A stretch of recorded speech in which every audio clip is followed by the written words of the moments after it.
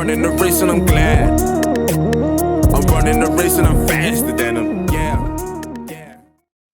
Are we going? You ready? I'm ready. You ready? Cool. YouTube, how the fuck you doing? It's good to be back. Black Flag podcast coming at you, Jake. And it's good to be. It's been a while since we've done this. Yeah, it's been 24 hours. Well, okay, yeah, that's the secret of editing. You don't say that. So we recorded this episode last night, and unfortunately the audio fucked up. So we're back here doing it again. Just another good excuse to not be with our families. Well, just another excuse to have a few beers, I guess. Yeah, that's it. Joining us tonight, we've got Lady Marmalade sitting over at the bar. Dad, good job. Everyone who doesn't know, this is Mark Druitt, Jake's dad. That's where Jake gets his sense of humour from. Yeah, Neville. Have you ever seen a grown man naked? No, but you have. I saw that in the Pilliga. We'll get to that in a minute. I haven't. It was fucking disgusting. Turns out Dad's a massive camera slut, so since Queensland. So we've got we've had a fair few people sort of saying, where are the podcasts? When are they coming back? So we've decided to jump back on board, start doing some podcasts again. We fucking love it here, but with racing and everything that's been going on, we got caught up in the vlogs, and now we've got to play our finger out, get back here. We've got some pretty cool guests lined up, which would be cool. Yeah, I don't know who they are, but I'm sure that they're really good. Yeah, I've organised it, so it's going to be fine. I'll be here. Yeah. We had the best last night, but he's gone and made a date for himself. Jabba was awesome last night. You would have loved him. He's actually a really funny guy. Yeah, we had Jason JB Belitho. He started in stockies, went to wingless farts, and now he's in sprint cars, which anytime we talk about something with a wing, that's the noise you hear, little fairy. So, Jabba, he did really good. He done the fairy thing really good every time you played that too. Yeah, he was pretty happy with it. Jake could do it tonight because he's gay. Mm-hmm. Damn straight.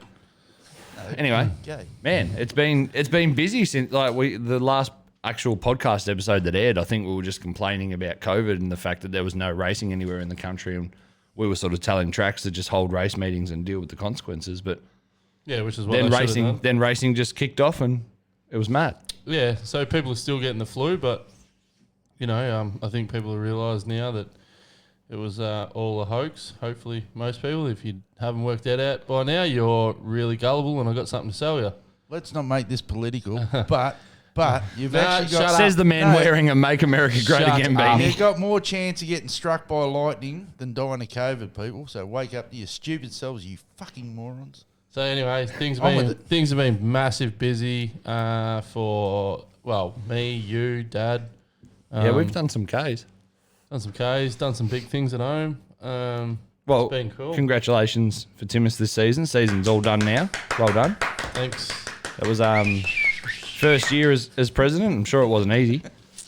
No, it's something I've been toying with the idea for a while, but you need to make sure that you got a good committee around you. And when we had a few people that were keen, I thought now's probably the time, considering the club wasn't in the best position. Been really good. Club's in a really good spot now. We've done really good financially, but my biggest thing is we've transformed the club, I think, into it being very transparent, which some people aren't all for in ways, but if we just keep doing that and put everything that we're making back into the complex, which is, want to make sure that, people can see the difference when they come back there. And it's amazing what a fresh coat of paint can do, and a bit of love and TLC that the place has just gone without too. And I mean, the obvious upgrade was the track upgrade, Timmis's new surface and the new track design or layout and making it wider. But just the little things around the place, we've got new outlets, tidied it up, new outlets. Heaps has changed. It's been cool. This is a thing. You're pretty proud of your toilets, aren't you? Yeah, because that was big. Like the thing for me, they were shitful. Every race night we would full of shit. Every race night we would start, and it'd probably get to 6 or 6:30 before you had hot laps maybe, and I'd be getting rounded up because the toilets are blocked or there's something wrong with the toilets, yada yada yada, and so just got jack of that every night was, and we were doing all right financially from the first couple of meetings. We had some pretty good ones, so we went balls deep on the toilets, and I think we've dropped probably 25 grand into. I don't know. in plumbing and plumbing. That and many water. hand rolls. I don't know where they all fucking went. I didn't think we had that many toilets. Water tanks pressurized. Everything's pressurized now. Complete new systems. Yeah, that's all cool. new. Everything. Best money we've spent. Yeah, and plenty of money still being spent around the facility too, and it's obvious. Like I think that's important. The tracks keep putting back into their facility where they can. Always. Nothing boils races and people's piss more than seeing a stagnant joint. They see their money going over, and then if it's the same every time, people get over it. So, we did something different to what most people are doing, and by all means, if any other track out there wants to become successful or that's struggling, is drop your prices, make it cheap to be at, so people want to go there. Alcohol prices went down. We slashed the price of everything, and we concentrated on getting more people on the hill, which we've done, and then we are generating a lot more income through sponsorships and stuff like that. Well, it works. Hey, like you guys cut the price down from what $35 was the price of admission, or $30. So to get in, if you pre-purchase a ticket now, it's $20 back. So we cut 5 out of that, but it's under 16's free. Yeah. But you can buy a beer at Timmis. You can buy a Great Northern for $3.50. Yeah. And food is cheap. Like we make sure that you're pretty much everything is cheap. It makes a big difference. We've had some huge crowds. And I know, too, the locals wanted to get out and do something because COVID sort of locked everybody inside and you weren't able to do anything. And there was a lot of new faces at the Speedway, or faces that we hadn't seen at the Speedway for a long time. And now getting people back to being Speedway fans, which was cool. Easter was fucking sick. So we ran the sprint car feature. Yep. Did it have a cool name? Like the mods had the Milvegas Murray Magic. Yeah, it was just the 360 Nationals. 360 Nationals, We yeah. had G1 Logistics and McDonald's come on board for that. It was cool, eh? Yeah, it was good. So fucking Easter, cool. Easter was Sprint cool. cars put on the unreal show. Yep. Rusty Hickman just threw his cock over his shoulder and ran the wall for 20-odd laps and then got beaten right at the line by Phil Locke, which was unreal. It was fucking cool to see Phil Locke win, actually. Like, someone who'd been doing it for a long time. That chick that drove there, because anyone who hasn't watched it, go and watch Lisa Walker. Man, she has got testicles the size of a wild boar. She was phenomenal. Joe, what did I say last night? She had saddlebags the size of Gene Audrey. Yeah, well, let's not get into that. But anyway, she raced hard. And then the mods had the Murray Magic. Because I haven't seen him, but I'm not a doctor. I'll take a look at him. Was this your idea to get him here? You wanted me to be a dirty old prick, you said. I can do that part. Should not have encouraged him. Anyway, we had the Murray Magic, the 50 lap feature. If you don't know what we're talking about, you can check it out on this channel. Hopefully you subscribe to Black Flag Podcast. If you haven't while you're here, just click down here. This bottom corner down here, little red button, click subscribe. It's going to ask you to log into your YouTube account. If you haven't done one, make one. You've got it forever. YouTube's taken over. Get on board.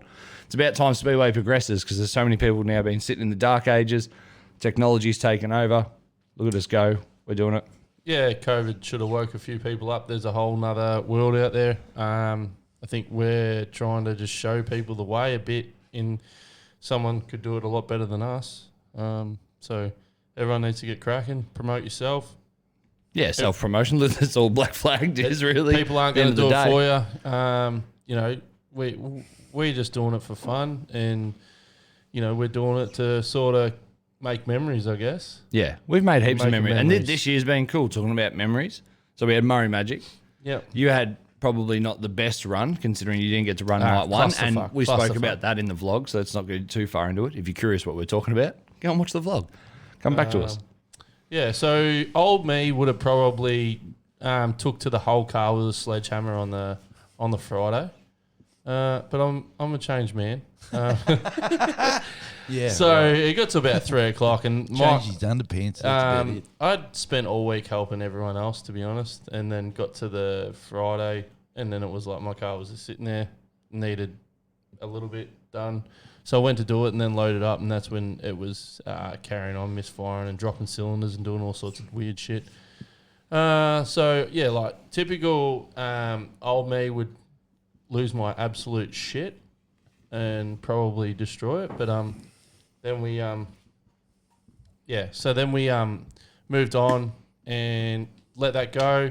Got an ECU for night 2. Had heaps of dramas getting that done, but got out there, and I knew that I was pushing shit uphill, but I just wanted to go out there and make a point. I think to start the A main after dropping night 1 was pretty cool too. And it was cool to have so many great cars there, and we already know next year there's going to be a lot more cars travelling down from Queensland. So unfortunately, during that period, Brisbane went into COVID lockdown. Yeah, which was why people got the flu. Ash Media couldn't got the flu and they locked the state down. Ash Media couldn't come down, so that was always the plan we had organised for Jared was going to come down with his camera crew, do the live stream. Shit failed. Black Flagged went, well, we'll try. So Jared threw a camera into the Cush clothing van because Ryan Harris is a massive supporter of Milvegas. Yeah, rolls down. Has a camera on board. We got it there. Benny Mars from BPM. Benny, you're a fucking legend. Thank you very much for all your hard work over that weekend. We did a live stream which had 100,000 views from 13 different countries. Can I say something? Dry. I do the outlets out at Timmis, and brilliantly, but anyhow, that's another story. And Cushy, come down and absolutely sold out. Had a massive weekend. So if anyone's got something novel and they want to come to Mildura for any of our races, give me a ring. 1-800. And Jesus. I'll set you up. Oh my cheap. God. Cheap. What happened from last night to tonight? What? Shouldn't have shown him that Joey Diaz clip. Oh my Here's God. with all your gay shit, it sort of dragged me into it. Fucking hell. We ran Murray Magic. Murray Magic was sick. Congratulations to the club on that. And then we went down to Ballarat's Red Line Raceway for the Victorian title. And that one was built different. You were a fucking pain in the ass. There was something actually wrong. So. Yeah, you were. It was like his childhood relived. Is that what he was like? Yeah. This Cow and guts. Oh, fuck off. The worst fucking me old man is such a prick. We don't I'll tell you. I'll tell you a story. This is my old man. Oh, yeah. Back when I was a kid, I had a push bike, and I used to leave it on the front lawn all the time. And Dad used to tell me not to. He'd say, "Don't leave that fucking bike on the front lawn." And then so Dad's come home this day, and my bike's sitting on the front lawn, and Dad ran over it with his car deliberately. Well, there's a difference. See, I didn't get a bike. push bike when I was a kid. Oh, boo hoo. Anyway, On with the so we show. went down to Ballarat's Red Line Raceway. We jumped in. There was me, you, Span, old Noxie. Yeah, the Oracle was there. Ballarat Who's was the Oracle? Span. If you don't know why, just watch The Matrix. You'll work it out. Ballarat was a different beast from the rest because I don't know why, but yeah, that's just me being in my own head. And I watch the video now, and I'm like, I don't know what we had dramas. We had dramas, but we always have dramas. I should be used to it. The shit that happened with the car before the final really got in my head. But start of that final when I turned it in to turn 1 and the thing stuck and went around, I knew that it was from then on I knew I was a shot. And, I'm pretty glad the way Kai raced me fair. But Well, he did. That was the thing. Kai raced super clean. he did. But in saying that, Full credit to him. And I said to him after the race, he could have bump and run you a few times and really just shuffle you out of the way, not have copped a penalty for it, and could have stolen the win. And I said to him about it, and he goes, yeah, but I didn't want to beat him like that. He goes, I wanted to beat him properly. Yeah, Unlike Aiden at King of Roy when he threw his fucking FG Falcon at him and Kai threw an AU back. But I think that's how Kai rolls too. I think he'll race you clean until you don't. yeah, and I think I'll be the same. Like if he bump and run me, I reckon the next corner roll would be Geronimo on it in, and he would know that past me legit, and I'll race him legit back sort of thing. So, like I said, at Toowoomba, I've got the utmost respect for Kai. Good dude. Hangs a piss on me about Cursor. Reckons I listen to Cursor on my thing. I don't listen to any Cursor. Well, fingers crossed. Fingers crossed. Kai's going to join us in the next couple of weeks, so we'll be able to ask him a little bit more about that then. But went down there, raced the Vic title, won it. Congratulations. Thanks. Good job. That was cool. Big weight lifted off. Pretty cool. I don't know. It's hard to explain that feeling. I don't think any other race, and from now on, will feel the same because it was just so much build up. Like I've been in Which is better, the first time you batted off or winning that? Fuck Devine, eh? That, you fucking weird cunt. Really? I don't know. First time you bet off's pretty special. Is it? Yeah. Oh, my God. Oh, tone this cunt down. Anyway, you got the monkey off the shoulder, got that race win, got that big feature win, and it was cool. Yeah, so it was just, I don't know how to explain it, but it just felt like almost like, have you ever had any morphine injection? You ever been like fucked up, been in the ambo or something? You're talking. I haven't done it. I haven't done it in the ambo, but So the only way I could describe it was when about 10 years ago I got bashed and nearly killed, and I just remember in the ambo and they were pumping. you think it would have fixed your attitude? It actually fucked it up, but the morphine, the way it runs through your body, it was like that's how it felt for me, and then it was like it was all flowing out, like it was like a relief. Pretty cool. But I think that's just because I've been racing Speedway for 10 years now. Raced stockies and then got into mods and. A credit too to Redline for that track. That track was sick. Like I liked it. they had their Victorian late model title as well. It really only. Well, sort of, but you know, not like we're a bit sport now with Mildura because Mildura's. I think just because it was so uber fast. fucking cool. I think it had multiple lines, but it was just too quick. Yeah, it was a very fast surface, which suited the Mildura guys. I don't Obviously, know we what had people 3 expect. cars in When the you top get- 4, which was good. It's held that late. That's the other thing. Like people can complain, but it's held late, and like that's the one thing when we were on the hill or we were in the pits, and I said that dewiness is going to come in, and that track's going to get. I reckon in the final, I was like, it's going to get hookier in the where there's dirt. It might go black and slick down the bottom, and that's what I reckon it did. That sort of cushish sort of. I don't know, it wasn't big, but it was quite violent the way it grabbed the car. But that felt You can see where the car would grab it, rail around, Yeah. or it'd kick the car as it went over it. super sticky, and it was really aggressive on the car. I don't know if people can see it like from the in car, but you'd sort of come through, and the car would slide through that up the slick a bit, and then if you got that cush too hard, and I think that's where I probably feel like I had the better pace, but. I made a lot of mistakes because of trying to do that. And you probably had the worst person in the world to make a mistake, but sitting behind you, Kai Walters. You make a fuck up, he's going to jump all over it.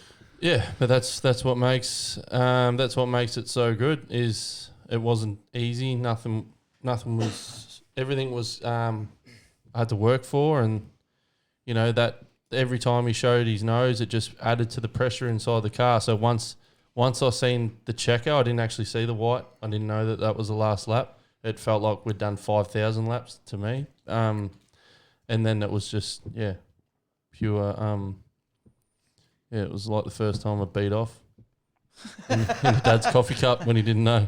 Because he used to make me make him coffees all the time. There's one. I went, I'll show you, you old cunt. There's one difference. The beating off just continues constantly. The winning probably ain't gonna.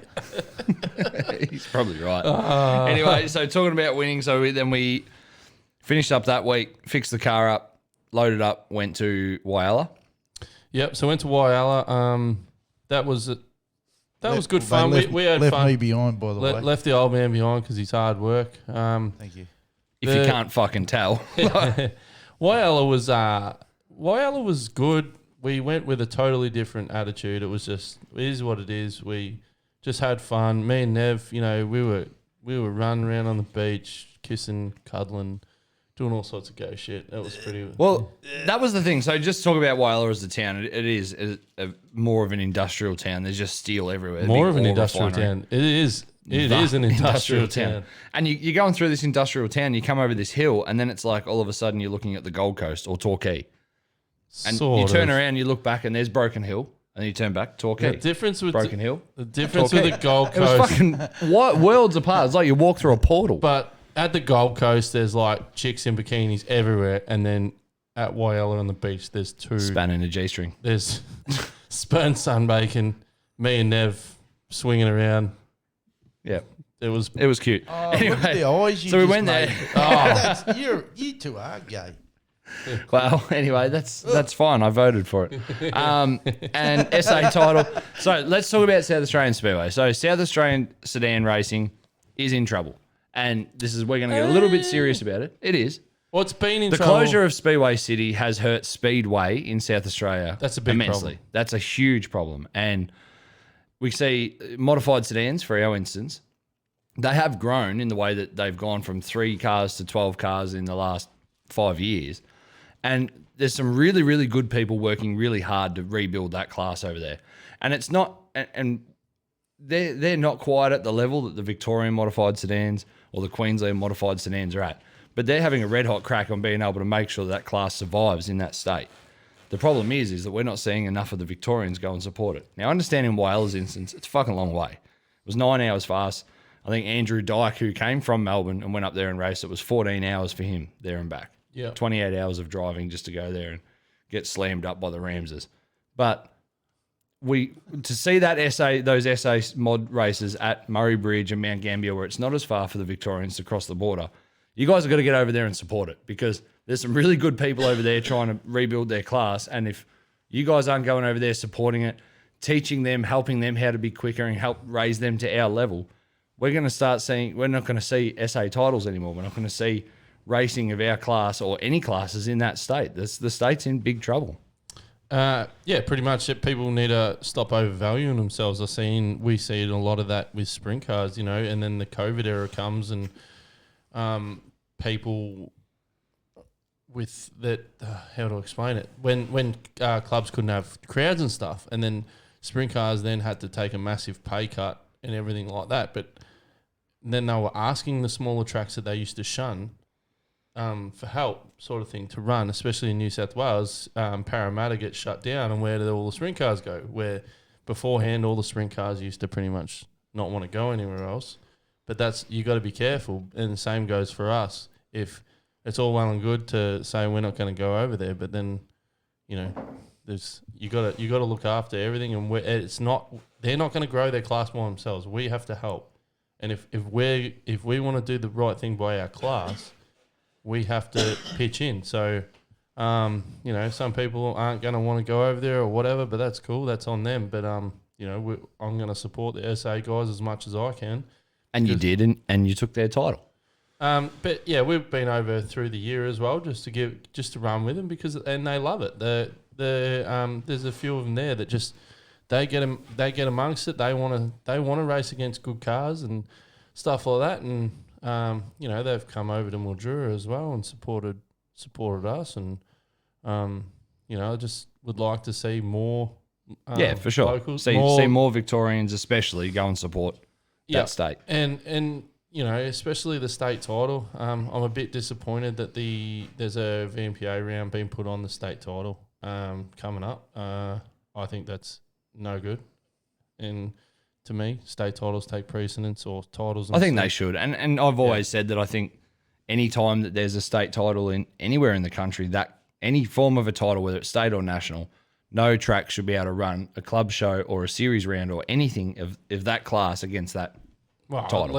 At least down here, even if you said not in neighbouring states. Yeah, so Victoria joins South Australia, so you can't. Queensland wants to have a race meeting, fine. Yeah, they're not neighbouring, but we are neighbouring South Australia. Yeah. So it is what it is. We're not.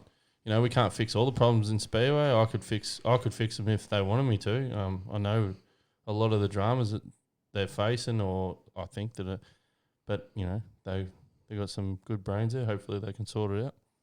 So went there, we ran that. Got to run it like Spider McCarthy. Brownie was a massive pain in your ass as well. You started third in the final because you dropped a heat, so Spider and Brownie were off the front. Took a bit of time to get past them, and then obviously once you did get through, you had lap traffic to deal with. Got pretty lucky. We rewatched the race just before, and Spider had to put the elbows up a little bit more than you did coming through the traffic, but I think that was more just picking the line, knowing that those guys still don't quite have the experience that we're used to racing against. So the only problem I've seen from the title really was there was a couple of cars that don't understand what the blue flag means, and this is probably where the chief stewards need to intervene a bit more. And we had a lot of the guys go up to the box, and some people that old saying when they're driving and their head's connected to their fucking arms or whatever, so as they look, they pull the steering wheel. Got the lead in the final, and after like you said, starting third, and Got jammed in the wall, actually. With, what would that been? 4 laps to go by a lap car. Same issue, same person. Well, we're talking about Trevor Rams. Yeah, so he got me in the wall. I think he... And so this is somebody who watched the race meeting go on, and I'm purely only there really as a race fan. It is disappointing to see when you've got 15 cars there trying really hard to race each other clean and do the best that they can, and you've got somebody who literally drives up into other cars or turns down onto other cars as they're passing them to not let them pass and just tears people's shit. Kind of makes people not want to go race there. And we said to the chief steward, if you don't do something about this, the drivers are going to.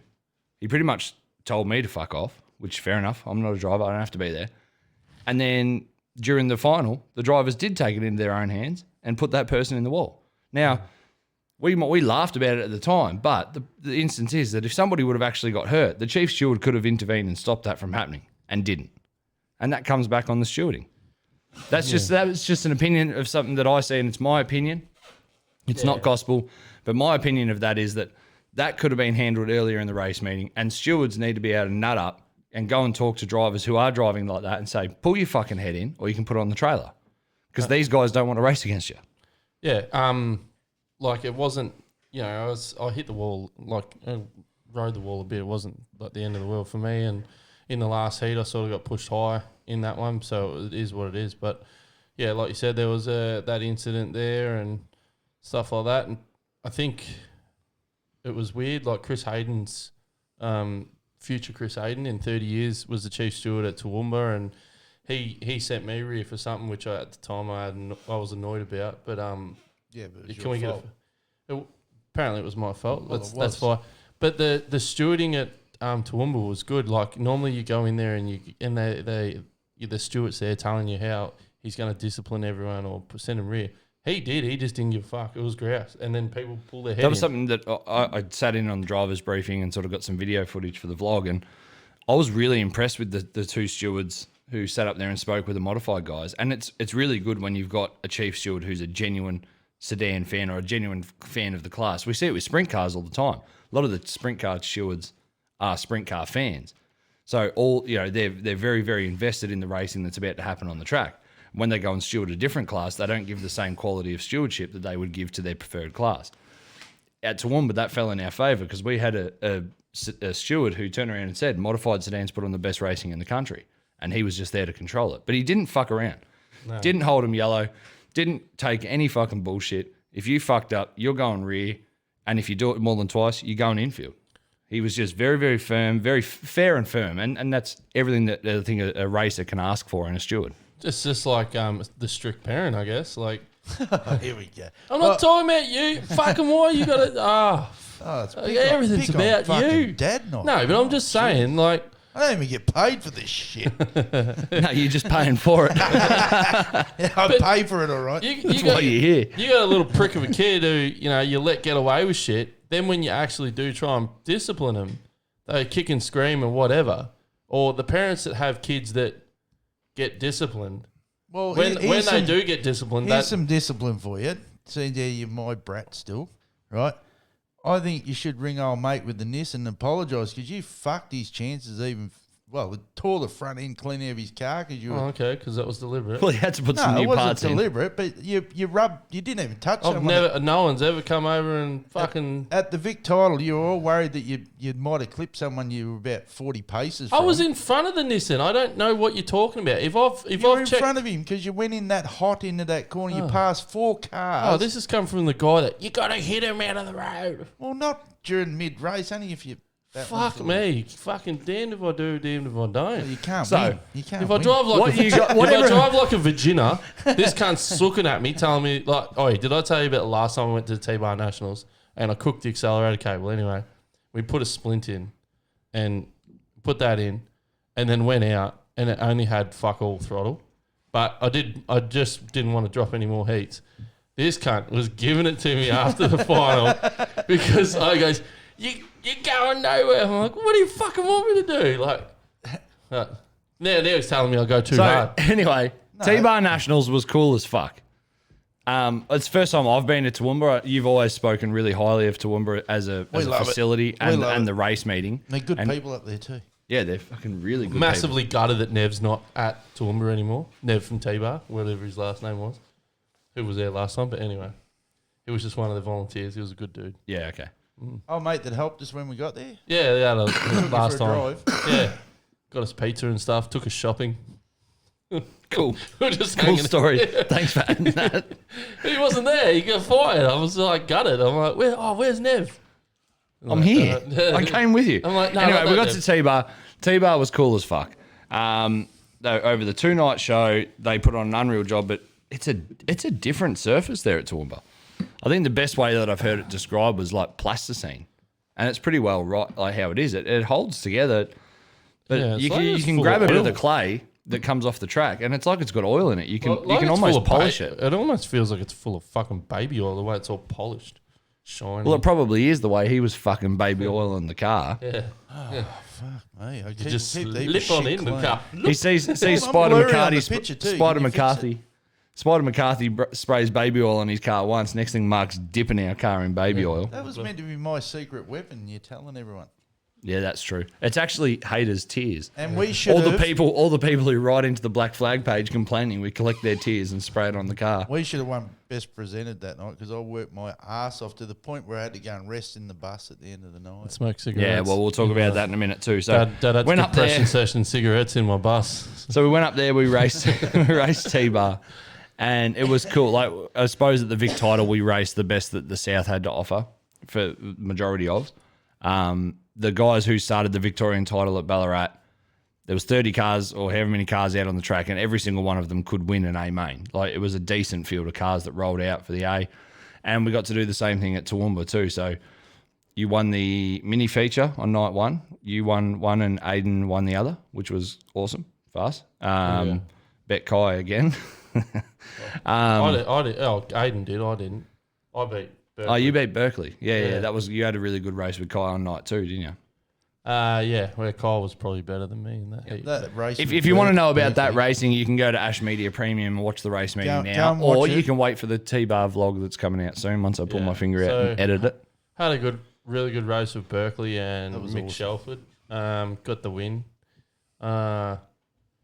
Sort of hard to tell. It was so weird. Like in the car, I felt like I was loose, but then you watch the video. The thing was tight as it was a dump truck, man. I should have done some shit different, but after watching the video, If but it was tight as a fish's ass, you loosened it up. fucking this guy. What Anyways, is happening? I don't know. Anyway, so so then I got sent rear in we're talking about the incident. In the next day, the first heat, I got sent rear. I was trying pretty hard to go in, and I overcooked it. And I think who did I hit? Everyone. No, I didn't hit anyone. I nearly hit. Everyone. I nearly hit Berkeley, I think, and They're then more hits than Elvis. sort of checked up, and then the Nissan was coming in, and he had nowhere to go. So Can I explain what happened? You did. You passed 4 cars to mid corner. You were fast as you absolutely blitzed half the field in one corner, but you absolutely had lost it and were going round. Old mate in the Nissan saved you by ploughing into your front end because you had fuck all else where to go. Yeah. And you didn't go over and apologise. All you did was go, boo-hoo, he sent me rear. Well, fuck me. He told you at the meeting if you do dumb shit, he's gonna. yeah, I didn't think I was going round though. I was pretty sure I had it. No, you're going round. I had it. You're going I round. had it. But whatever.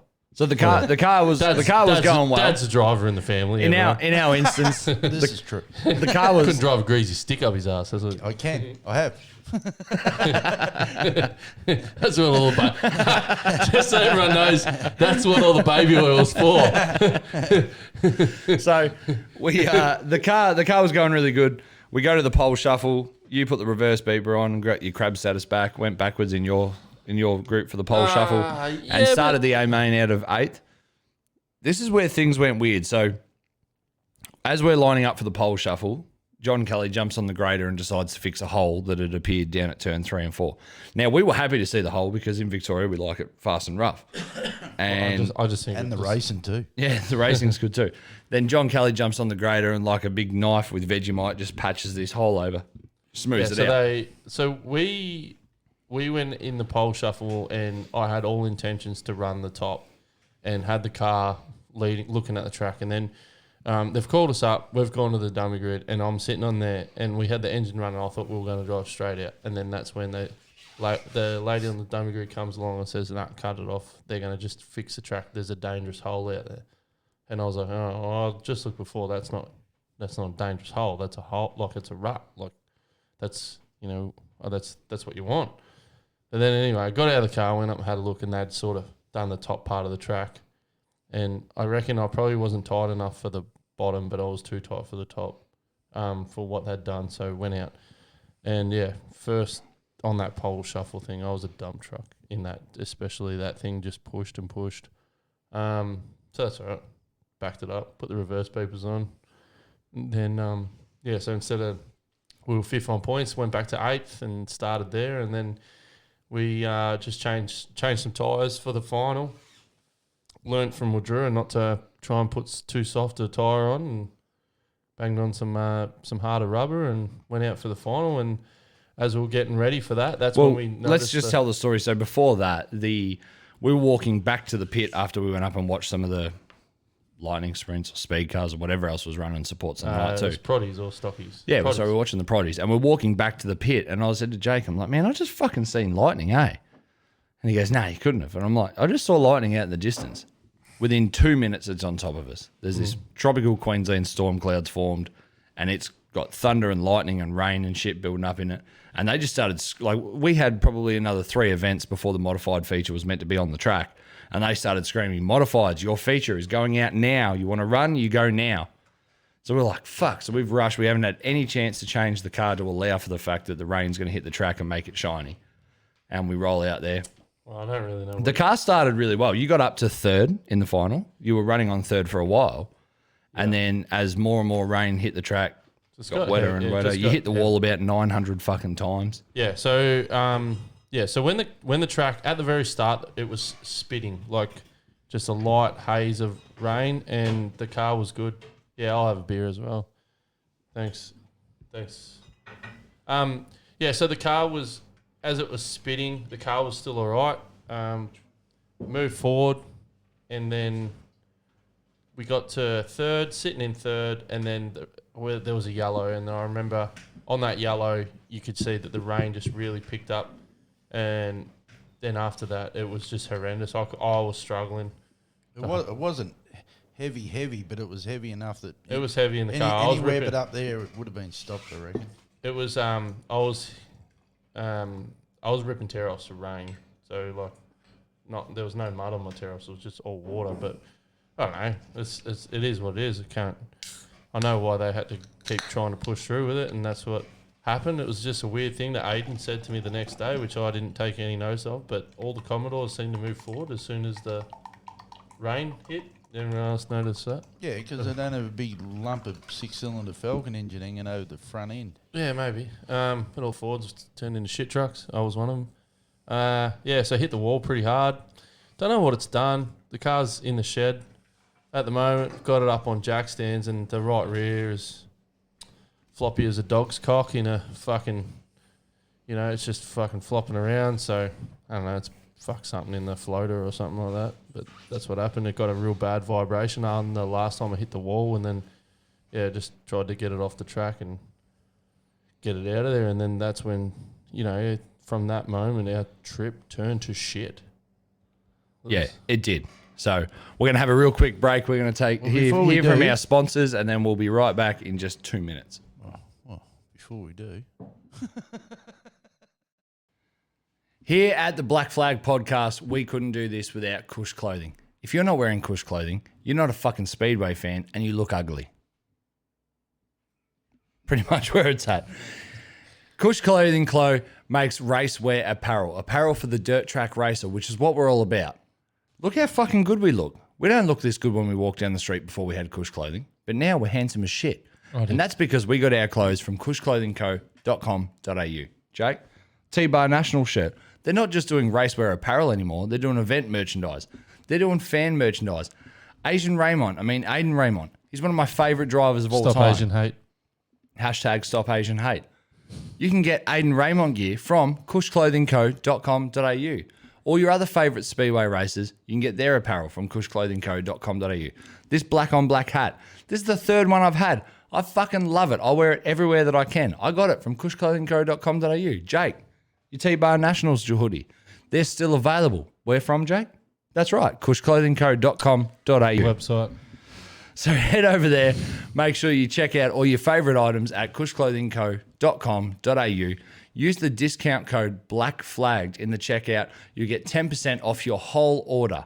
Jake, if I do a $150 order and I use BLACKFLAGGED as my discount code, how much money am I going to save? $78.50. Not right. But if you use that, you will be able to get 10% off your complete order if you use the discount code BLACKFLAGGED. So head over to cushclothingco.com.au. Use the discount code BLACKFLAG. Check out this Cush Crew hoodie. I love this hoodie. Got this hoodie at Toowoomba. Paid full price for it. I wouldn't have paid full price if I'd used the discount code BLACKFLAGGED at the checkout. So go to cushclothingco.com.au. Jake, well said. Thank Cush you. Clothing Co. Thanks, Cush. Take off. Right, so we were talking about where the night went to shit. So the night went to shit really when the car rolled out on just track quickly, one thing. and the rain was falling. What's the smelliest thing in the world? An anchovies cunt. Thanks. Right, keep going. Jesus. What was that other joke you told last night? That was good. Okay, yeah, about the Yeah, what do you call a Mexican who's lost his car? Carlos. It's still funny. We told it last night. It's still fucking funny. It's like me. Fuck I'm yeah. still funny. So we're talking about when the night went to shit. So the night went to shit when the car rolled out onto track and the rain started to fall. That was about when- halfway through the race. Things were looking good. Things were good at the start. Yeah, Up I in the actually third, thought I had putting the some pace. pressure on. I thought I was going to be all right until then. Max Clark said, "Hold my beer," and off he went. Yeah. Aiden popped a bag. Kai threw a power steering belt. Took those two out of the race, and then that was about it after Tell you that. who was really good. Oh, mate, Mick, is it? When the VL Commodore, he was good. Yeah. Shelford. Shelford, yeah. Yeah. He That is good. Yeah, that VL's a quick car up there. Yeah, Sounds tough as fuck. Yeah, it's cool. does, done it. So we've got this tropical storm coming in. Rain's fucking pouring. Now, I've put the camera down and I'm helping because we had to load our shit up and get going, and it's coming down. Everyone was running around. It was kind of disappointing because we didn't get the feature that race meeting deserved. They didn't get to do the presentation. Rhino didn't get to do all his thing, which he's good at. And anyway, everyone we were looking forward to hanging out, having a beer with a lot of the Queenslanders. Queensland. Go Queensland. Go Queensland. The Queenslander. All of our friends, all of our mates up there, and we were going to have a few beers with them. Couldn't do it, so we're loading up. We're in the rain now. We turned our bus around in the pit. Yeah. So the front of our bus was facing towards where the car was, and we had the trailer unhooked and hooked onto somebody else's car for convenience sake. And we're there loading it up. Now, I've put the camera down. I'm helping you boys. And I said to Jake, like, earlier in the night, earlier in our pack-up, I was passing Mark tyres, and he was putting them on the tyre rack. So I knew he was there. I said to Jake, so where the fuck's your dad? Full. Your race suit's soaking dad wet. moment We're soaking right wet. I look, and this old fuck is sitting there in the bus. Can't Fucking believe, windows- Can't believe you're going to go down this part. We talked about this last night. There's no need for two of No, it. we can do it So- again. so- He's sitting there in the bus with the windows shut, chain smoking like a fucking champion, like literally lighting one off cold. another one, It was flicking wet. it onto the floor of the bus and just having another one.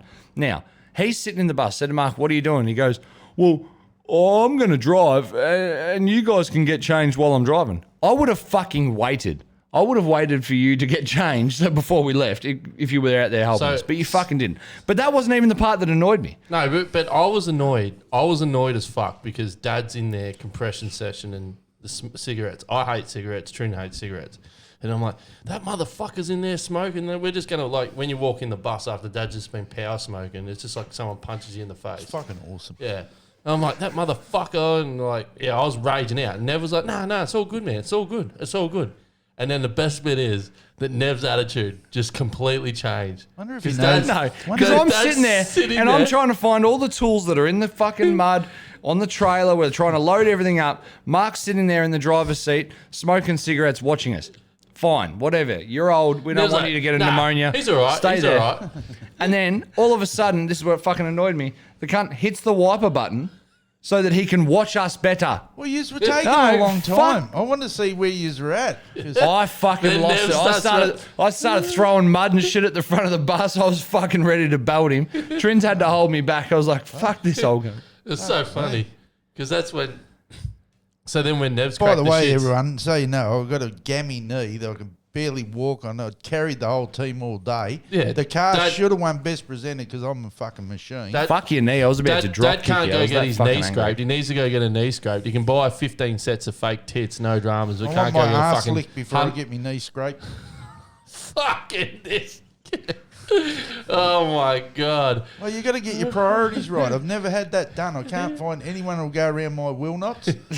Will nots are the bits of shit that hang in the hairs of your arse and will not come off. No. Don't take my headset off. I don't want to hear that. Right. So I fucking lost my shit at this old fuck. We finally got the car loaded up. We're on the road. So Mark's driving off. We're leaving Toowoomba. And pretty much straight away, Trinity's like, boys, I'm tired. I'm going to bed. Yeah, He doesn't cope well with no sleep. So Trini, if anyone doesn't know, Luke Trini is Jake's main crewman. He's a fucking genius. He's got a mod himself, which is a carbon copy of Jake's EA, just nicer. Yeah, And Not as he fixes all Jake's problems. yeah. So Trin's Trin's gone and unreal. gone into bed. We're trucking along. Get to about Gundawindi. I look over at Jake, and Jake's sitting there, and his eyes are bouncing. I said, "Why don't you go to bed? I'll stay here with the old man, and then after a few hours, I'll come wake you up and we'll swap." Because Mark was going to drive right through. Yeah, I drove right through. so- that. But I was trying to stay up because Carried the team I all was day and then I paranoid. drove all the way through. I was paranoid about this absolute driving genius over here because we've been having fights all the way there, pretty much. Not all the way. Oh well, just when Dad was driving. That there's a thing in diesels called that you have called a pyrometer that checks on exhaust gas temperatures, and you know when you got something souped up, you need to drive to the pyro. They're And highly Well, that was the thing. overrated. So the bus, we spoke about it in the Vic Title video. If you haven't watched it, go and watch it. The bus had a great big rebuild, had bigger turbo, good cam, good heads done, was making heaps of power, but you have to drive it to the pyrometer. Well, now, sort of just. you just on did that. say to Mark, keep it at 1,000. So- 1,000's where we want it to be. 1,100, it's getting a bit up there. If it hits 1,200, back out of the throttle and go back a gear if you have to. Keep keep the it revs down. up because what the problem it's got too much fuel in the injector pump. We have to get that pulled back out because of the boost compensation. So we've wound the boost up. So when the thing's on boost, high boost, it runs right. But as soon as the revs come down and the boost comes back, the exhaust temps come up. And I'm trying to tell Dad this, and Trin's trying to tell Dad this, and he just didn't. shut the fuck up. Yeah, about Dad it, was so I Dad was switched getting the off. shits. I just Anyone switched who's off. watching this now would understand what dealing with this prick's like. So he's like, yeah, fuck off. And it was like, Dad, just Some people would say he's an ignoramus. Some would, yeah. They're going Some out would. on a I'm limb. not sure. I'm not sure why. I'd call him joke golf. That's what I'd call him. Anyways, so then on the way home, when I was trying my hardest to stay awake to try and watch, and then Pyrometer. just to make sure this dumbass wasn't going to do his thing because he likes just leaving it in top gear and just letting it just work its ass off up the hills. So then I said to Nev, I said, I've got to go lay down, man. I said, 1,000 degrees, and don't go over it. 1,000 degrees Fahrenheit in the manifold. So if anyone wants to check our maths on that, our maths. Quick muffs. Quick maths. And then the next thing I wake up Jump to, in the pool. I'll wake up to hearing this bus just loaded up, going up a hill, and that's what woke me up. And then as I'm getting out of bed and I start yelling, oi, and then I just hear it just blow the side out of the block. Wait, leading up to that. So what we were talking about is that I was sitting up there with Mark. You'd gone to bed. Trin was laying in his bunk, and we were just coming into Narrabri. Now, past Narrabri, between Narrabri and Coonabarabran, there's a place called the Pilliga Forrest. Now, Yes, we'd stirred unfortunately. Jake up because Jake's a big fucking sook on the way up there. Pussy. We were driving up, and Mark goes, "Hey, I'm pretty sure this is the Pilbara." Now, I've looked at Trin with full confusion because I said, "Did he say?" And I said, "What'd you say?" He said, "Oh, this is the Pilbara." And I said, "No, the Pilbara's in fucking Western Australia, you dumb fuck." He goes, "Oh, what's it?" And Trin goes, "It's called the Pilliga. Yeah. It's the Pilliga Forest." Now, to be honest, I'd heard very small amounts about it, but the stories are there's two things that worry people in the Pilliga. There's a ghost, the Pilliga Princess, who was an Indigenous lady who used to hitchhike between Coonabarabran and Narrabri. Something terrible happened to her. She committed suicide, kissed the front of a Kenworth, died. 1993. And then in 1993, and then for years, people have still seen the Pilliga Princess walking on the edge of the highway between Coonabarabran and Narrabri. Jake didn't like that. Nah, it wasn't. But the other thing that's been very, very well documented over the years is that there's Yowies out in the Pilliga. Now, hairy man. so on the way up there, we'd stirred up Jake, and There is- we took a lot of pleasure instilling a lot of fear into Jake about these Pilliga Yowies and the Pilliga Princess. So we get to Narrabri, Jake's in bed, Trin's in bed. Just quickly on that though, Nev, there's actually a lot of the Aboriginal people won't go into the Pilliga because of haunted spirits as well. There's a lot of There's a lot of bad juju. They'll take it's- 10 days it's- and walk around it, then take 2 days and walk through so it. there's meant to be a lot of bad spirits in there that's coming from the Aboriginals and people that go in there that do their seances and that they can get a lot of that energy and stuff as well, whether you believe it or not, whatever. So anyway, so we pull up at Narrabri, and I said to Mark, so let's pull up. We'll go and we'll check the straps on the race car. We'll go to the toilet. We checked over everything, checked the tyres, checked everything on the bus, and I sat on the floor next to Mark while we were driving through into the Pilliga Forest. Now, in this old fuck's defence, I was keeping an eye on the gauges as well. I couldn't see the pyrometer. I could only see Neither could I could only see the oil gauge and the temp gauge, and everything in that regard was fine. Now, Jake had told him, watch it, keep it at 1,000. He was keeping it at what he thought was 1,000, but he was looking at the wrong gauge. He was looking at the boost gauge. It's not running 1,000 pound of boost. It's not that wild, but it was running around 10. Come back to 10 pound, which is where it doesn't want to be. That's when the temp comes up. That's when the pyrometer You temp can comes see up. how I thought it was at 1,000. I was looking at 10. But if you just weren't such an ignoramus and actually listened to me, like it's not the listening. if you just it's went, not a hearing thing. if you went actually looked at me, engaged in the conversation, and said, "Okay, I'll Most take of that us- in," and I'll. But you just go. It's just like you got this fucking force field around you, and anyone else's information. I know, is- Jake. I've driven trucks my whole life. Just I know fuck what off. the fuck I'm doing. Just fuck off. Next thing you'd be telling me how to shark fish. Now, most people have got 5 senses, right? So it wasn't the sight. What did you say before? It was the sight that I had trouble with. Yeah, you're looking at the wrong gauge. Yeah. Yeah, I know, but you still weren't driving the bus how I told you to drive it. That's the other Oh, problem. I was driving it heaps fucking better. Yeah, you were just like labouring it up the hill. wasn't That's what fucking- woke We me were up. making good time. If So anyway, anyone knows, it's we roll loud in- when we they roll blow a into the hole in Pilliga. block. It fucking pulled like a 16-year-old. Why would I bother? So we roll into the Pilliga and we're cruising Just a along. piston that is blown out of it, maybe. Boat. And I looked in the rearview mirror and I'm thinking, fuck, that looks like a bit of smoke blowing out of the back of the engine. Next thing, it sounded like we dropped a fucking ramp off the trailer and it was just bouncing off the highway at 100k an hour. Jake's come sprinting up out of his bed. We've blown the fucking engine. Pull over, pull over. Now, in the Pilliga, you've got forest and you've got highway. There's no shoulder. There's fuck all place to pull over. So Mark was trying to limp the bus to a place. He'd probably started feeling guilty because he knew that he just fucked it. Nah. No remorse. No from this remorse old at all. So we've pulled over. The engine was still running and we shut it off. Now, Trini's walked out, and this is where I felt really sorry for Trin. He's just finished drying off from Toowoomba. He's rolled out. His eyes are all puffy. He's just woken up to Jake fucking screaming because Jake's just realised where the fuck we are. Actually, I heard Jake like screaming at his dad saying, we've blown the engine, pull exactly over. what I said. Then he looks out the windscreen and he goes, no, not here. No, not here. No. And we found out finally who the real Pilliga princess was. It was Jake. So... What's that? So we've gone out Yeah. and we've looked at it. There's fucking oil everywhere. Trin's jumped in this cavern of just oil pouring out of this engine bay of the bus. He's in there, got completely glazed up with oil, and he goes, bro, we've got a big hole in the block. Surprise, surprise. We all knew it was there.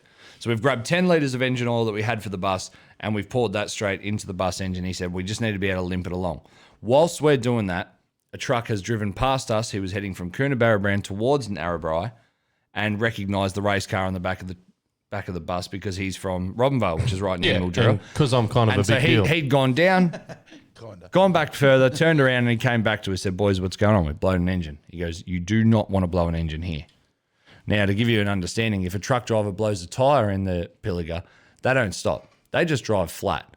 So he's like, we got to get you the fuck out of here, boys. And we said, we 100% agree, brother. Where's your chain? Hasn't got a chain. Hasn't got a straight pull. We got no way to actually pull us out of there. So Trini says, well, the engine's still running. Let's pour oil into it and see how far we can get. Well, we just wanted to get to the stop that's on the other side of the Pilliga. That's what we Well, as wanted far to- as I was concerned, we were going to make it to Coonabarra Brand because you sort of like nursed it along at about 25, 30K an hour. And then Yeah, because we we hit that 25 big, kilometres with a hole in the side of the block. yeah, well, we hit that big hill. You angel geared it, and we were fucking cruising. I'm thinking we're going to angel gear out of here, and then we started hitting some more hills, and it slowed us down. Oil light came on. We pulled over. All the oil spare oil we had for the race car went into the bus engine. Yeah. Engine oil, Because gearbox it was blowing diff the oil. power steering fluid, brake fluid, whatever the fuck we had. It was blowing going the in. oil out the hole in the block, so people know. So then we once put oil the new level got oil, low- we weren't using the filler neck anymore. We were just pouring it back into the engine via the hole in the block. And Trins just grabbed rags, taped them up, made like a hockey puck, oversized hockey puck style thing, and jammed that in between the chassis rail and the engine and tried to slow down the amount of oil that was coming out of the bus engine. That's where he's a fucking genius. 'Cause by this point, I had tears in my eyes because I thought I was going to die. It wasn't good. It was no good. So we ran on that for a little while. Oil light came back on and we had to pull over. And then we're like, right, we need more oil. All we had left was the race car that was on the back. So we drained the oil out of the engine on the race car, the gearbox, the diff, the power steering fluid, the brake fluid, mixed up a big concoction and poured it in. This is when the truck driver turned around to us and said, fellas, you're not getting out of here tonight. The best we can do is get you to a rest area that's up the road and that no one fucking uses. Well, it's not really a And- rest area. It's like literally a bin. A big open and shoulder a with bit a of a bin. shouldered road. Yeah. But It's yeah. a truck parking bay, but Yeah. not too many pull up. So in the we, night. we've that's our goal. We're going to try and get to there and figure out what we're going to do from there. And we saw the sign: revive, survive. 1 kilometre rest area on the left. So we're cruising along. We're going up this fucking hill. This engine's crashing and banging. There's fucking flames blowing out of the cunt. There's smoke everywhere. And we're all sitting up the front like with hopes and dreams. We're like, come on, get the fuck up this hill. And we're just nursing along. Long story short, engine goes, seizes up. Now, if you don't know about pneumatic brakes on a bus or a truck, they rely on air pressure. You build up air pressure with the engine running. Our engine stopped running. We had an air leak. So then our fucking brakes have grabbed. This is where I got scared. Because Mark started having a fucking freak out panic attack shiver. We had to wrap him up in a blanket and make sure he was okay. And he was walking around like a fucking twit. I got oil all over my shoes. And I couldn't help Trini and Jake fix this fucking engine because I'm useless. So it was either film it or try and help. So I said, what can I do to help? They said, go and get some rags. I ran up to go get some rags, grab some rags out of the bus. This fucking old woman's followed me up the stairs, standing right behind me as I've turned around. I've gone cunt up, fallen out of the bus, landed on my foot, broke my fucking foot. Fell into a ditch, head-butted the side of a fucking ditch. Now I'm angry at Mark. I've got a broken foot, and I'm not sure if I can outrun a Yowie. That's pretty much where I'm like at. at this point, everyone was angry at Mark. Yeah. I feel that way.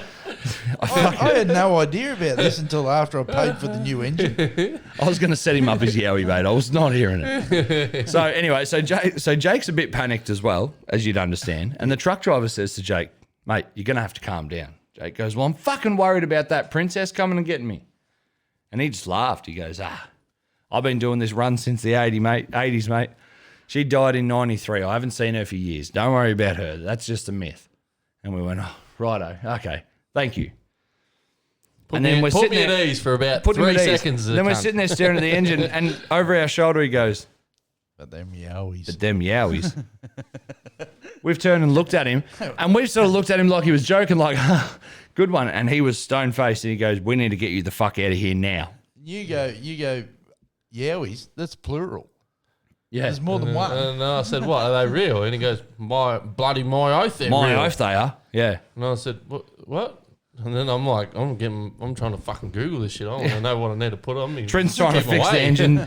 Jake's Googling yowies on his phone. I didn't know. Mark's shivering. I've fucking putting ice on my foot. Anyway, long story short, Trini grabs the compressor for the race car, fires up the generator, runs an extension lead through the bus, bores a hole in the side of the air tank, grabs a Nitto fitting out of the bottom of a fucking blower gun, rattles it into the side of the air tank, fires up the compressor and puts one shot of air in there. We got one shot there to use our brakes to get us into this rest area.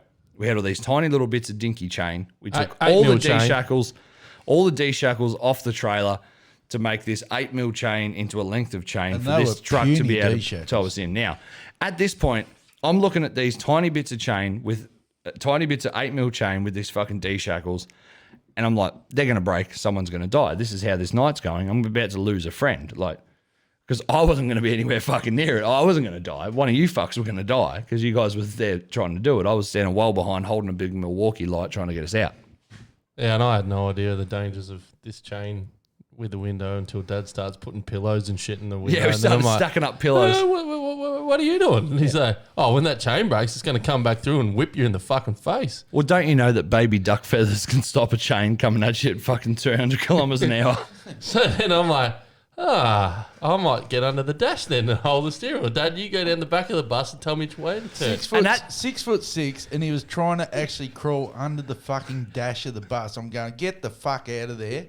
Let me in. Big Martin. So this is when I tuned in. I'm still angry at the old fuck for sitting in the bus while we were loading up. So I said, well, make him drive. So if the chain breaks and goes through the windscreen, it hits him and no one that I actually fucking care about.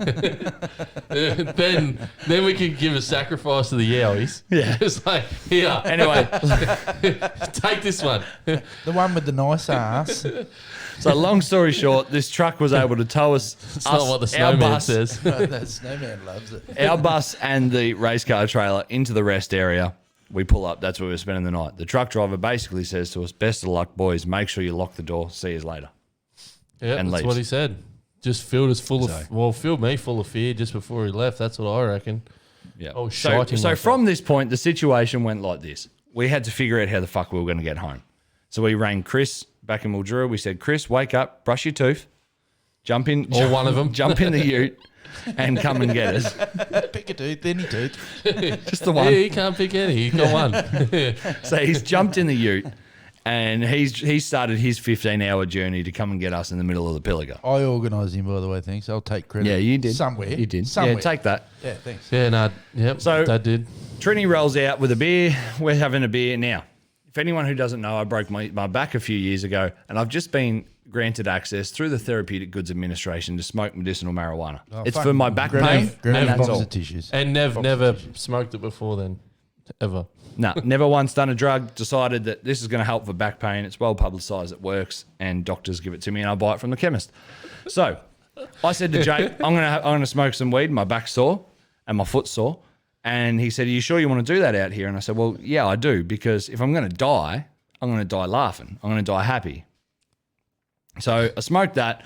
We had a beer, and we've got into bed. Now, Mark's already in bed. He's asleep because he fucking started having a panic attack and freaked out. He was all of a sudden By decided this to get stage, tired. Dad's cruisy. He's just like, he didn't give a fuck. He was like, I'm going to bed, guys. Yeah, well, some stage like that where just what shit could go wrong went wrong. You just got to go, it is what it is. Yep, and gone to bed. So we finished our beer. Jake's gone to bed. Trin's gone to bed. I've locked the door, got into the bus, unloaded my pockets, stripped down nude, turned off all the lights, got into the bunk. Now, we're laying there, and I knew Jake, as I got into the bunk, Jake was on his phone because I could see the illumination. Jake's got like a double bed down the back, and we're in these tiny little single bunks. He doesn't share any of that room. Tiny. And then I'm sitting there, and I heard Jake say something. I said, what was that? And he goes, huh? I said, what'd you say? He goes, no, I didn't say nothing. Now, I'm high. So I could have heard something, or it could have been a video he was watching on his phone. I went, oh, okay, no worries. A couple of minutes later, I heard Jake lock his phone and sort of could see the illumination had disappeared as he's put his phone face down. We're laying there completely silent. Now, the moonlight's shining through the front of the bus, so I can see Trini and Trini can see me. He's on the bunk on the left, I'm on the bunk on the right. Very romantic. And at this point, we could hear this talking outside of the bus. get it Now, on. Jake, what did that talking sound like to you? So yeah, I was laying there and sort of half out of it because it's it was a bit of a weird situation where everything, like what Dad just said before, everything that could have went wrong. You know when you watch those scary movies and you go, oh, that's fuck. Everything, like they go to the door and it just happens to be locked, and then It's they like go. when there's a fire, the panic sort of half sets in and everything turns to Everything shit. that could have went wrong when we were getting there went wrong. Like it just felt like the biggest bad dream ever. And then, so when we were laying there, it was just like in my head, I was just running through, what the fuck am I going to do? Like I was playing through all the situations of we're going to strip the bus out and just fucking burn the cunt, try and like claim insurance on it or something. I mean, No one mentioned that. I didn't. That's not what I meant. So anyway, so I could hear talking and I could feel the bus moving around when Nev was sort of fucking around because generally, like Nev comes away with me quite a bit, and when we pull up somewhere or we're going to go to bed, Nev will generally do... I have a bit of a routine. Yeah, Nev has a routine. So he will generally smoke a blunt out the front, and then he'll smoke a cigarette after that, and then he'll come to bed. Jump in the bunk or whatever, but I could hear talking or what sounded like something like talking, and I was just like, could hear it. And then it was like right near my race car at the back, sort of there on the right-hand side, just sort of there. And it sort of sounded like someone was having a conversation maybe but with someone else, but I couldn't hear the other person talking back. I could only hear one voice.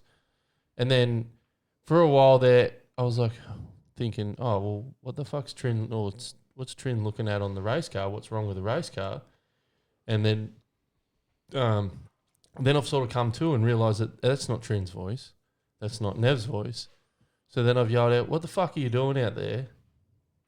The way that I remember it is that you yelled out and you said, who's not in the bus? Yeah, so the first thing Who's outside the bus? So I leant out that way and I tried to say it outwards, like as in someone, thinking that someone was out that side.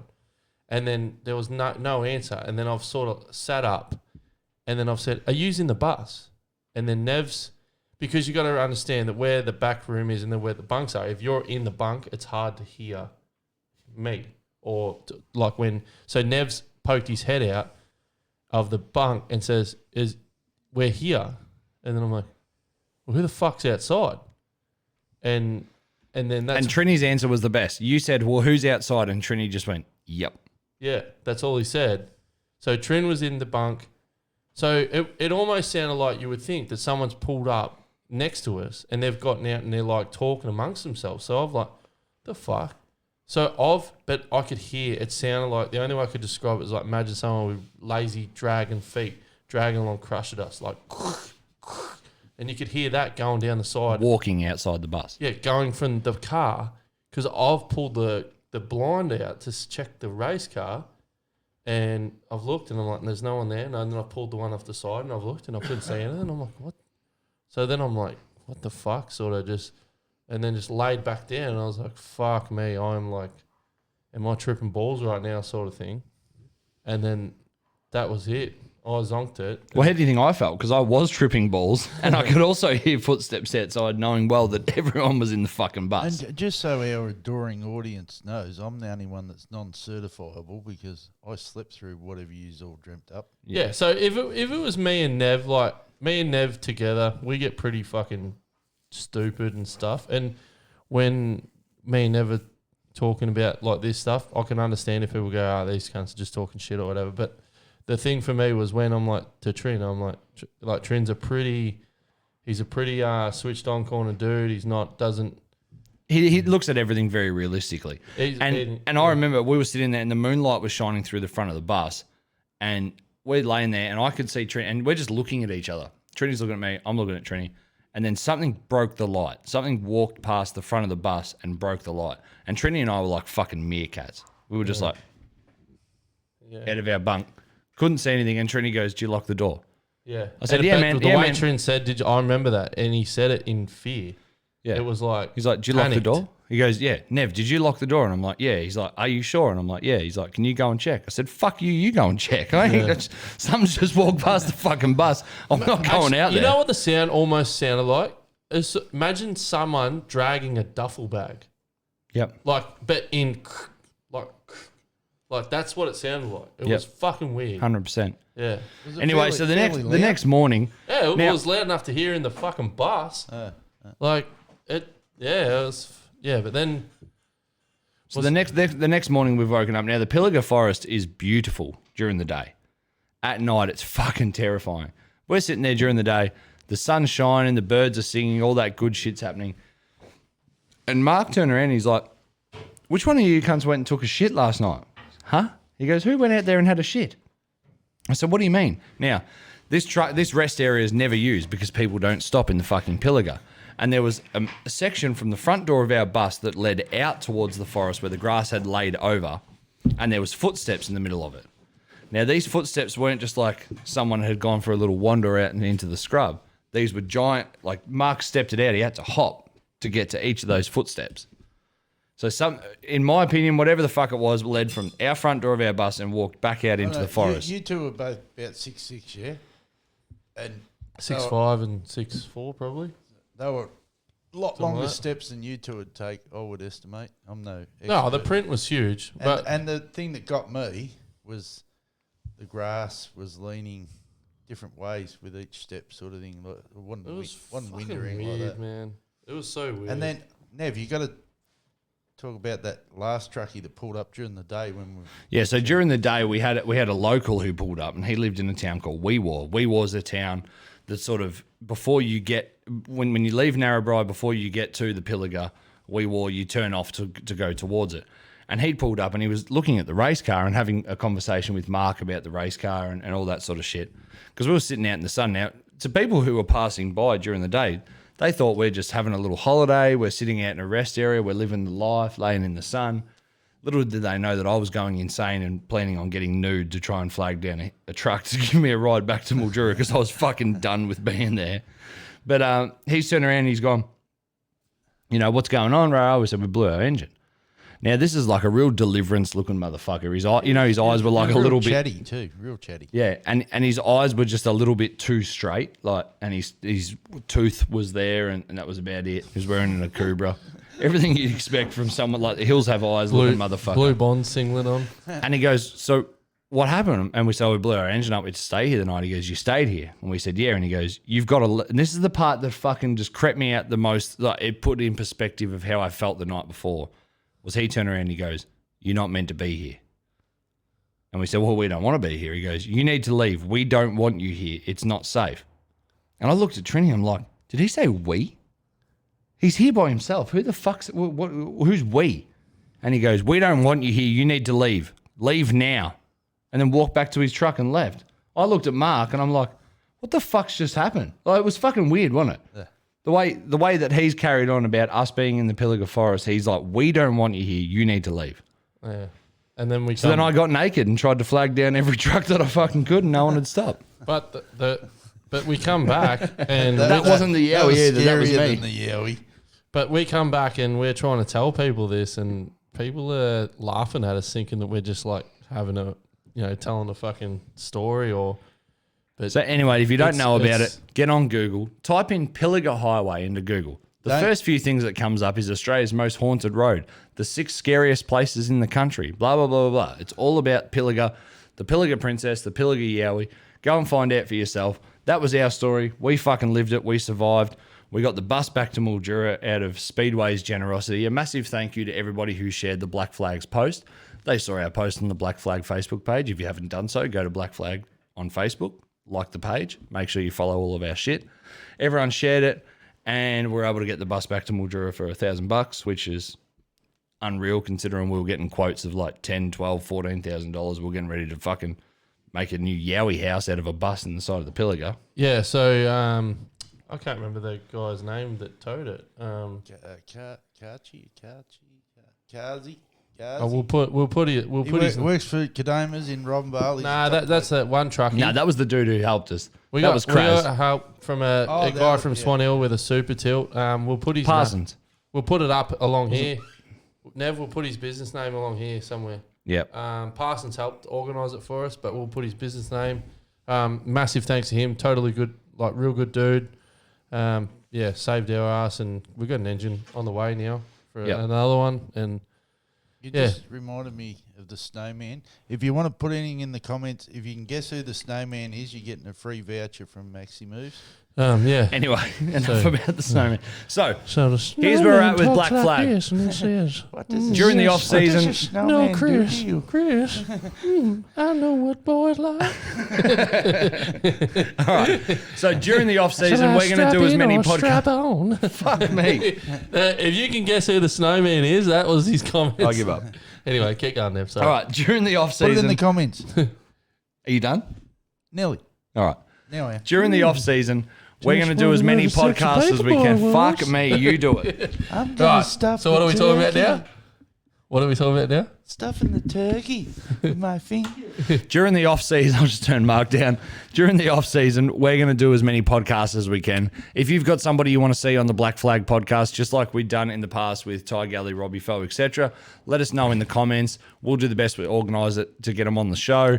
And if you want free shit, hit us up. Now, you want a free sticker pack? It's going to include a Black Flag podcast sticker, a Snakes Driving School sticker, Jake's Victoria 1 and Tasmania 1 sticker, and a Cush Clothing sticker. All you need to do is send us a screenshot of you subscribed to the Black Flag podcast on YouTube. So open YouTube on your device, whether it's your PC, your tablet, your phone, whatever it is. Hit subscribe, take a screenshot of you subscribed to that channel, send it through to us in Messenger, and we'll send you a free sticker pack. Out of those subscribers, within the next few months, we're going to pick somebody out of there to receive a $150 Cush Clothing voucher paid for by Jake himself. Cool. Sounds And good. you get free Cush Clothing and free stickers. So make sure you do it. Take a screenshot of you subscribe to it. If you don't know how to subscribe, this is how you do it. Down in this corner, there's a little red box. It says Make a subscribe. YouTube Click account. subscribe. There's a little bell next to it. Click that while you're at it too. That way you'll stay up to date on everything that happens with Black Flag Podcast. Jake, it's fucking good to be back in the studio. Yeah. Just before we go, if there's any topics people want us to talk about, or anything they want discussed in about Speedway or anything like that, and want us to get our opinion on or whatever. Yeah, if you really want us to push an agenda, we'll give you our bank account details. Throw us some cash. We'll just do whatever the fuck you want. No cash required. But there's a lot of people out there that have got a lot of grievances with Speedway. Like, here we are. We can bring it up, talk about it, whatever. Just instead of sooking behind closed doors, just get it out there. Rip the Band-Aid off. You know what I mean? Fuck yeah. Yeah. So All right, do it. that's all we Stop got. Black sooking. Flag Podcast. We're going to hit it hard during the off season. Thank you very much for everybody who's tuned in and watched the vlogs this season. We super appreciate it. And YouTube, we'll see you fucking later. Goodbye. Bye. Oh, Chris.